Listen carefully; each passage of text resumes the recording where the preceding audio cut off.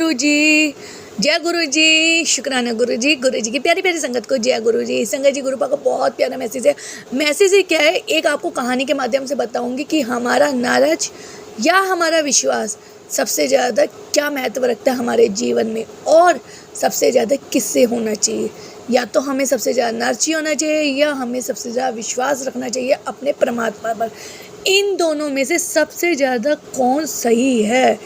हर किसी को पता है कि नाराज बुरी भला है, लेकिन हम उस बुरी भला को छोड़ते नहीं हैं। कहीं ना कहीं हमारे मन में वो चीज़ रहती है। और विश्वास ऐसा है कि हमारे अंदर होता है, लेकिन कई बार परिस्थितियों के आगे विश्वास डगमगाने लगता है। लेकिन जिसका विश्वास पूरी निष्ठा और ईमानदारी से होता है, उसका कभी नहीं डगमगाता, और अंत में उसी की हार को जीत में परिवर्तन होता हुआ दिखता है। तो संगत जी, आज ही ऐसे ही मैं दो इंसानों के आपको भगवान बताऊंगी। दो होते हैं संगत बहुत प्यारी। अब भगवान को वो दोनों बहुत मानते हैं, भगवान को मानते हैं। एक संगत होती नारची है, पर वो ईश्वर को इतना मानती है सबके सामने, भगवान जी। दूसरी संगत होती है, उसमें विश्वास बहुत होता है और वो भगवान को बहुत मानती है। एक बार ना दोनों संगत जब अपने आप में भगवान को पूछ रहे थे, बार बार बुला रहे थे, उनकी विनती सुन के भगवान जी एक बार प्रकट हो गए। भगवान जी जैसे ही प्रकट हुए, भगवान जी ने उन दोनों से पूछा, बताओ तुम्हें क्या चाहिए? तुम्हें धन यश क्या चाहिए? तुम क्या चाहते हो? तुम्हें बड़ा घर चाहिए, गाड़ी चाहिए, संपत्ति चाहिए, क्या चाहिए?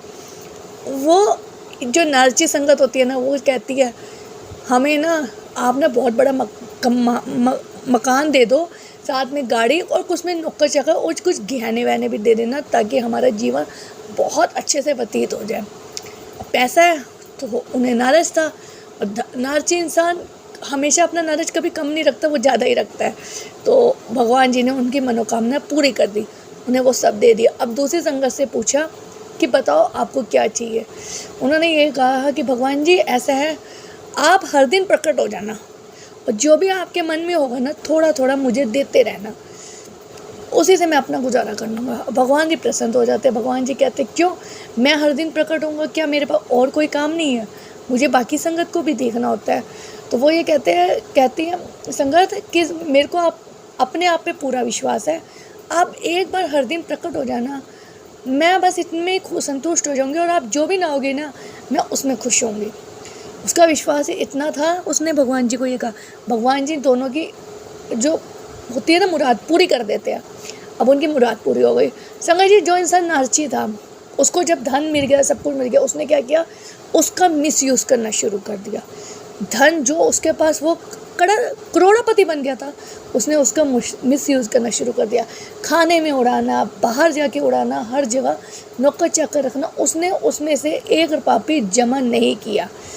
उसने ये कहा, नहीं मेरे पास तो बतेरा धन है। वो हर दिन यही कहता था कि मेरे पास बतेरा धन है, बतेरा पैसा है, बतेरा धन है, मेरे को कोई चिंता करने की ज़रूरत है, मुझे कोई काम करने की क्या ज़रूरत है, नौकर चाकर सब मेरे पास है।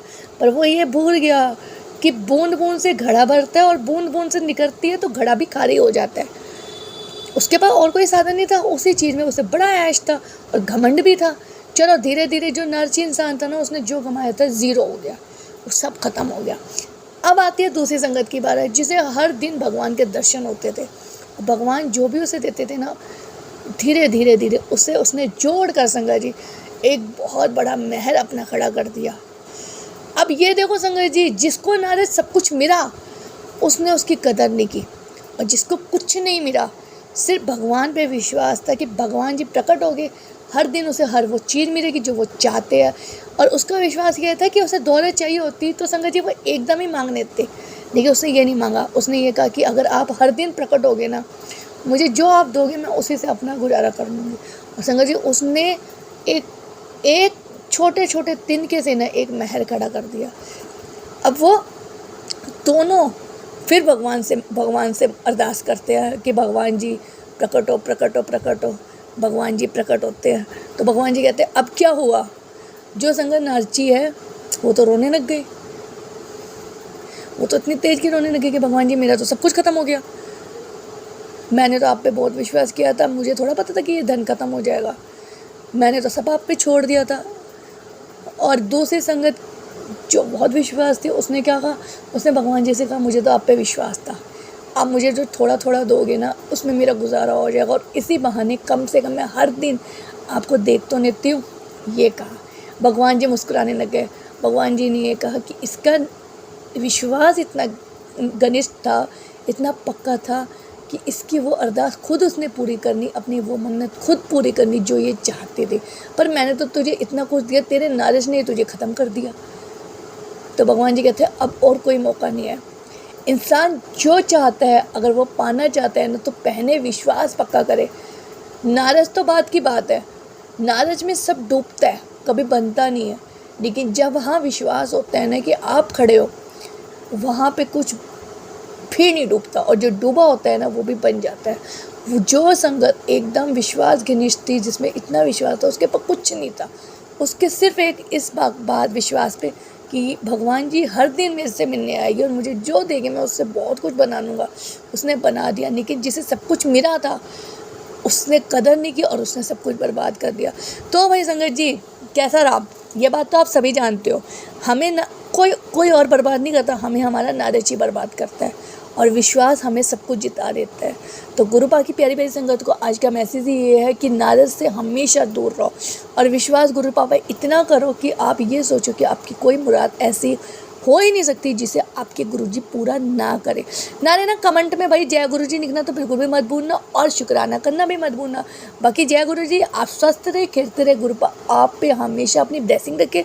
और आप सबसे रिक्वेस्ट है प्लीज़ कमेंट में जय गुरुजी लिखा करो, क्योंकि जब आप ये चीज़ लिखते हो तो आप गुरुपा के साथ जुड़ते हो, और जब आप गुरुपा के साथ जुड़ते हो तो मुझे प्यारी सी ब्लेसिंग मिल जाती है कि मेरी प्यारी प्यारी संगत मैसेज सुन रही है और गुरुपा के साथ जुड़ रही है। बाकी जय गुरुजी, शुक्राना गुरुजी, गुरुजी की प्यारी प्यारी संगत को जय गुरुजी।